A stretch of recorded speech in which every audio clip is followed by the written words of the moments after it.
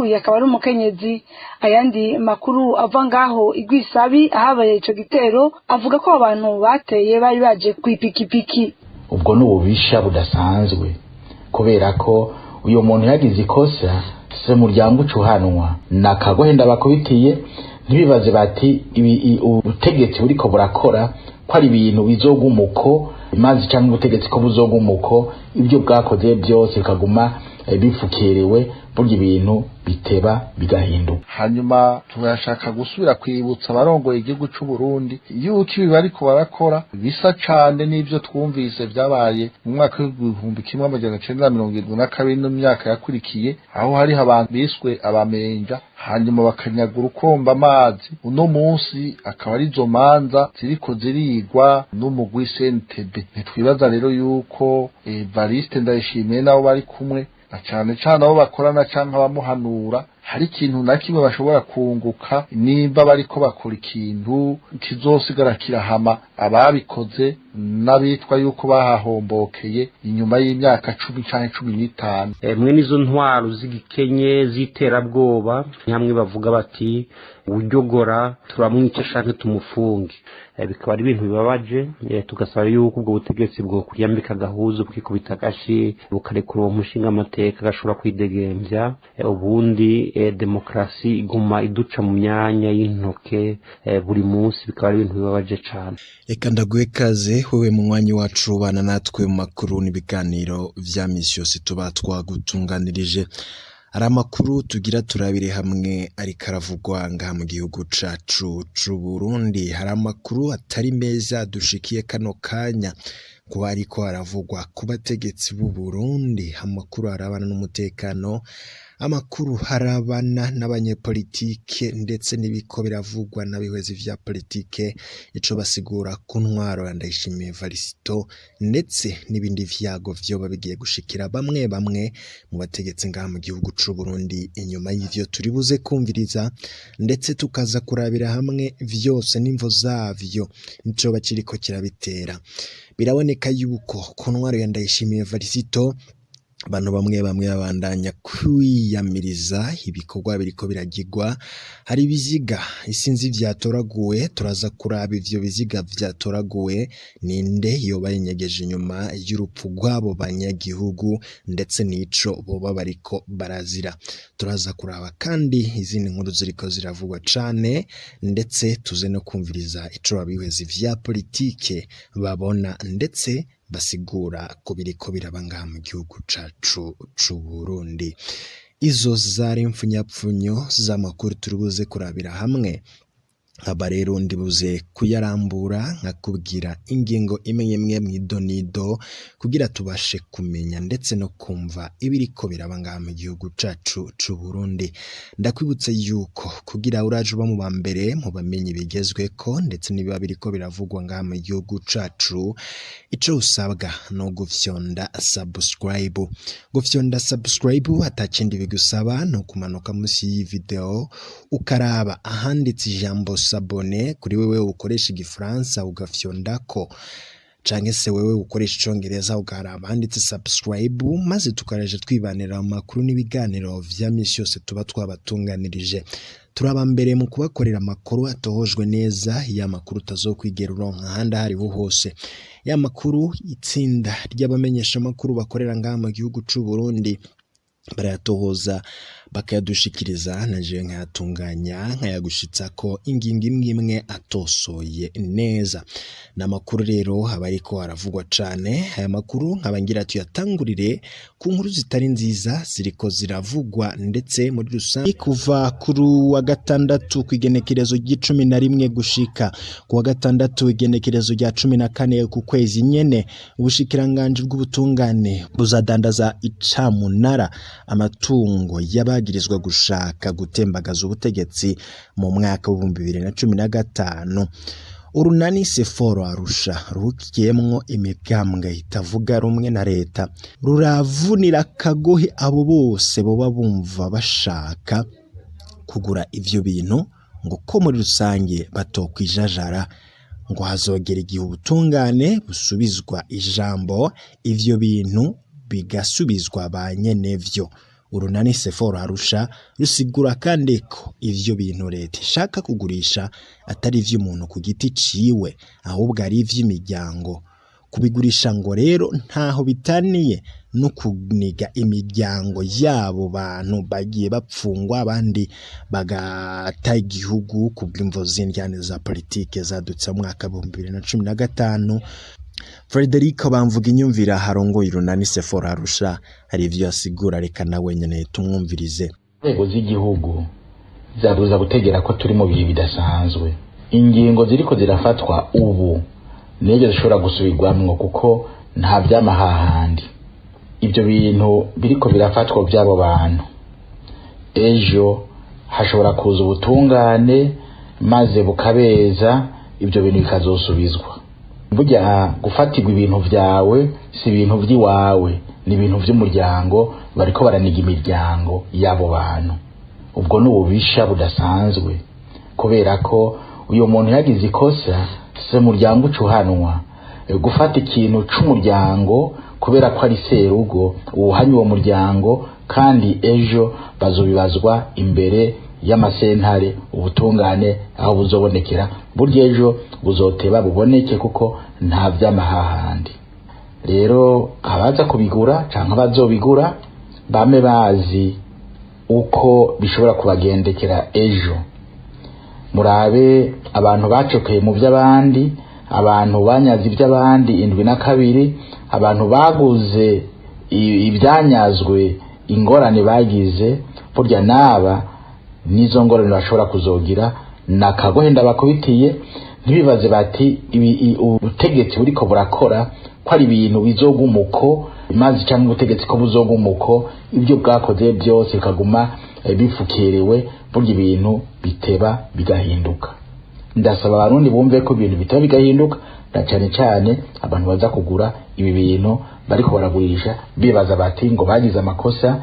Nkumborejo nibaburana imbere y'ubutungane nyabwo bashobora kuba basanga bazoshobora gusanga atabakosa bagize, ahubwo abagize amakosa arabo uyu munsi bariko barafata ingingo kubera ko bari ku butegetsi.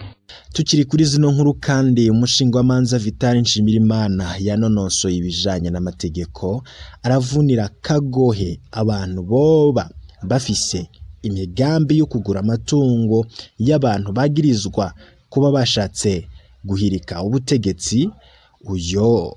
Uyo mushingwamanza akavuga ko abantu bose bazoba baguza ayo matungo bazoba bakoze ibinyuranye n'amategeko cane, ngo kubera ko bazoba baguze ibinyagano. Kubwiwe rero muri rusange ngo abazobigura hamwe n'ubutegetsi buhari uyu munsi baba bafise akaga gakomeye cane, ndetse ngo bikaba ari ibinyagano nk'uko yabivuze, ngo bakazokurikiranwa n'ubutungane ndetse bitebuke. Tangaje wabye ibiriko biraba mu butungane bw'u Burundi na cane cane kuvyerekeye imanza za politike, nk'urubanza rwerekeye abagirizwa gushaka gutembagaza leta mu mwaka wa 2015, ahubwo urubanza rwagumye rwerekanwa, rwagumye rurangwa no guhonyanga amategeko hamwe no guhonyanga ingingo ngenderwako zitegerezwa gukingira umuburanyi kugira ngo aciribwe urubanza batamurenganije. Hanyuma ukugo izo manza zatanguye muno munsi niko tubona ziriko zirabandanya mu vyerekeye ikurikizwa ryazo, aho twumvise abapolisi bafadikanije n'abakozi bo mwiperereza basimba ku ngo bagaca mu madirisha kugira ngo baje gufata ibintu bimwe bakabisahura ibindi bakabisambura, bikitwa yuko bari kubakurikiza urubanza. Hanyuma rero tuboneweho akaryo ko gutera kamo abantu boshobora kugura ibyo bintu byafashwe, kuko abazobigura bazoba baguze ibinyagano, bazoba baguze ivyibano, hanyuma ejo aho buzokera nabo bazoheza bahirwa n'ubutungane yuko bafashije gukora ibyaha. Hanyuma turashaka gusubira kwibutsa abarongoye igihugu c'u Burundi yuko ibi bariko barakora bisa cane n'ivyo twumvise vyabaye mu mwaka w'igihumbi kimwe amajana icenda na mirongo irindwi na kabiri no mu myaka yakurikiye, aho hariho abantu biswe abamenja hanyuma bakanyaga urukomba amazi. Uno munsi akaba ari izo manza ziriko zirigwa n'umugwi CNTB. Ntitwibaza rero yuko Evariste Ndayishimiye nabo bari kumwe na cane cane abo bakorana canke abamuhanura hari ikintu na kimwe bashobora kunguka nimba bariko bakora ikintu kizosigara kirahama ababikoze n'abitwa yuko bahahombokeye inyuma y'imyaka 10 canke 15. Nayo mu yandi makuru, ipfungwa ry'uwahoze ari umushinga amateka Fabiano Banshiganino ngo nta kindi gerekana atari ugusubiza inyuma demokrasi mu Burundi. Hakaba hamaze kwimikwa intwaro z'agahotoro za ryogora duhure. Ivyo bivugwa n'umushingwamanza Janvier Bigirimana, umuhuzabikorwa mu mugambi uharanira ihinduka ryiza bise Tournons la page. Umushingwamanza Janvier Bigirimana akavuga ko ubutungane nabwo ari igikoresho c'ubutegetsi. Kwikubita agashirero muri rusange ngo bakamurekura byoza biha ishusho nziza ubutungane. Avuga ko rero ngo bubohewe amaboko imugongo n'abatwara igihugu uyu munsi, bikavuga yuko ubwo butungane atamwidegemvyo ndetse atakwigenga bufise. Ifungwa ry'umushinga amateka Fabiano Banshiganino litwereka yuko Uburundi bukiri kure y'inzira ya demokrasi, kuko mu nzira ya demokrasi abanyagihugu canke ababaserukira batezwa kumvirizwa kandi bakubahirizwa. Iyo ufunze umushinga amateka kuvyo yavuze aserukira abanyagihugu, ni nko gufunga abanyagihugu, ni nko kubwira abanyagihugu yuko badafise uburenganzira bwo gushikiriza ivyiyumviro vyabo. Ivyo rero bikaba bitandukanye cyane n'inzira ya demokrasi. Ikindi ca kabiri iryo fungwa ritwereka nuko ukwigenga k'ubutungane kukiri kure nk'ukwezi. Ntamvo nimwe yari gutuma ubutungane bw'u Burundi bwemera gukoreshwa mu gufata uwo mushinga amateka. Amategeko aratomoye, yaba ibwirizwa shingiro canke amategeko agenga inama nshinga amateka, tutibagiye amategeko agenga ivy'ivyaha mu Burundi. Vyerekana yuko ubutungane bw'u Burundi buguma buba igikoresho c'umugambwe uri ku butegetsi. Ivyo navyo bikaba bitandukanye n'ibwirizwa shingiro. N'ababikora bariko bakora amakosa ashobora kuzotuma bo nyene bakurikiranwa ku gatwe kabo. Ica gatatu ni ubutumwa uko gufunga yahoze ari umushinga amateka bw'ukwerekana yuko atakintu na kimwe bimirije guhindura mu ngendo ijanye no kubahiriza ivy'agateka kazina muntu. Ni ingendo iriko irerekana ko bafashe intumbero yuko bandanye batoteza agateka kazina muntu, yuko abatavuga rumwe nabo uno munsi atajambo bafise, ko nabo hirahira bashobora kubizira.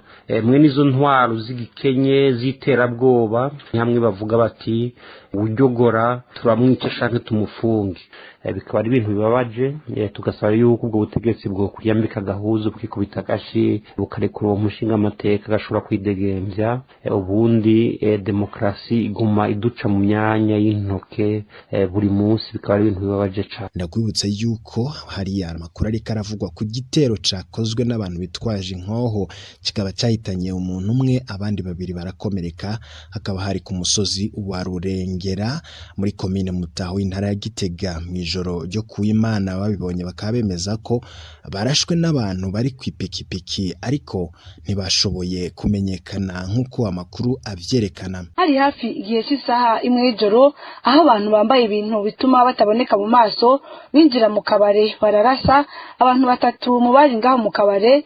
Umwe atarafa, abandi babiri barakomereka nk'uko amakuru avaho vyabereye avyemeza.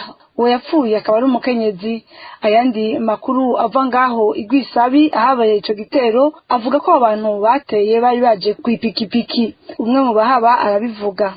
N'abantu bari bateranye bari mu bubare, hanyuma hakaza abantu babiri bahekanye ku moto, bakabasibira abantu batatu bicaye muri groupe. baca barasa akavamo umunarugo umwe abandi barakomereka ahantu bita ku gashure iruhande hari utubanza ntibashije kubafata. Amakuru ava muri zone Gwisaba nyene avuga ko bane mu muryango w'umugabo wo mukenyezi yarayishwe muri ico gitero bafashwe kuri uyu wa mbere kugira ngo bagirirwe ko amatohoza. Mu nama buramatari w'intara ya Gitega yagirishije kuri uyu wa mbere ahigwa Isabi ari kumwe na bamwe mu ndongozi mu gisirikare no mu gipolisi, yagabishije uwo wese atoba umutekano yongera asaba abanyagihugu gutekana. Hari ikiziga c'umugore caraye gitowe hakaba hari mu ruzi rwa Mushara ku mutumba wa Nyamugari ho muri zone ya Musenyi ho muri komine ya Mabanda ho mu ntara ya Makamba. Amakuru arerekana neza yuko ico kiziga catowe ku muhingamo wo kw'Imana kikaba camenyekanye yuko ari camanira Kizayizayi w'imyaka 18 asanzwe aba ku mutumba nyene wa Nyamugari nkuko bivugwa n'ababanyi b'uwo muhisi. Uyu musore ngo yari yarabuzwe irengero ku mugoroba wo ku wa gatandatu nkuko amakuru twagiye tubashikiriza yerekana akaba yatowe ikiziga kiriremba kuri urwo ruzi rwa Mushara nkuko amakuru dukura mu gipolisi hamwe n'abajeje intwaro abivuga ngo amatati y'amatongo yoba ariyo yinyegeje inyuma y'urwo rupfu. Abantu batatu rero bakaba bakekwa ko ico cyaha bakaba bamaze gufatwa ku mvu z'amatohoza, abafashwe bakaba bapfungiwe mu gasho k'igipolisi muri komine Mabanda. Ikiziga c'umuhisi co kiri mu buruhukiro ku bitaro muri rusange rero ubu kurikira ishengero ry'aba Pentecoste mu Musenyi muri komine Mabanda. Umukenyezi w'imyaka 45 yitwa Jacqueline Minani nawe yaratowe ikiziga kuw'Imana mu gitondo ku musozi wa Kizi ho muri zone Kiremba ho muri komine Gasorwe. Amakuru aratwereka neza yuko abagandaguye Minani Jacqueline mu ijoro ryo kuwa gatandatu bucari kuw'Imana bakaba rero ngo babanje kumutemagura mu mutwe ndetse n'umupanga mu nyuma bamuca izosi nkuko ayo makuru abandanya vyemeza. Umwikeko w'uburozi bikaba ngo ari vyo biri inyuma y'ubwo bwicanyi nkuko amakuru atandukanye abivuga. Abantu rero babiri bakaba barafashwe n'igipolisi kumvo z'amatohoza. Ayo namwe mu makuru yari karavugwa cane nga mu gihugu cacu c'u Burundi. Amakuru tazokwigera uronkanda ariho hose, amakuru abatojwe neza n'umugabo bamenyesha amakuru bakorera nga mu gihugu c'u Burundi. Nkaba rero nshimira wewe ubana natwe, ariko wowe kutarafyonda subscribe nagushishikariza gufyonda ko kugira igihe cose turonse amakuru mwene nkaya uraje uba mu mbere bayaronka, na cane ko atahande na hamwe zo kwigira urondera amakuru atohojwe neza kandi akorewe amatohoza usivye ngaha. Yoba bari karavuga muri politike, amakuru aba ari karavugwa mu gateka kazina muntu ndetse n'izindi nkuru zose ziba zaranyegejwe twe turazitahura tukazigushitsako. Ndagushimiye cane mu kanya n'andi makuru ari karavugwa ngaha mu gihugu cacu c'u Burundi.